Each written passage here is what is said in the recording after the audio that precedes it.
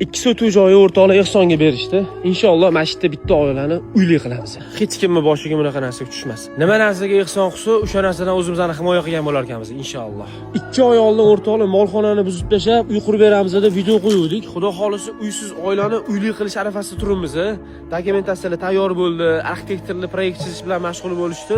O'sha vaqt keldi alhamdulillah. Qissangizni qo'shmoqchi bo'lsangiz, pastda karta nomer qoldiryapmiz. Nomer qoldiryapmiz.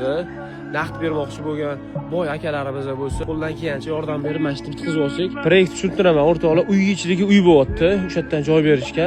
Bu yoqda bitta kuxna, bu yoqda bitta zal, detskiy, roditskiy ikkalovining o'rtasida sanuzil. Xudo xolisi shunaqa kompaktniy joy bo'lyapti. Molxonadan chiqqan shlaka bloklarni maksimal o'ziga ishlatamiz. Materiallarni ham yetkazib beraman deyishdi. Birinchi videoni o'zi ancha-muncha odam materialdan chiqishdi. Alloh rozi bo'lsin sizlardan. Baribir usta haqqiga pul kerak bo'ladi. Nomer qoldirganmiz. Ataganinglar bo'lsa aloqaga chiqinglar. Inshaalloh birgalikda mana shu uyni ko'taramiz. Yaxshi niyatda, ixlos bilan masjidda hissangizni qo'shsangiz xursand bo'laman. Mabodo moddiy tomondan hissa qo'sha olmaydigan bo'lsangiz, prosta video tarqalishiga hissangizni qo'shib qo'ying. Zero sababchi bo'lgan qilgan bilan barobardir.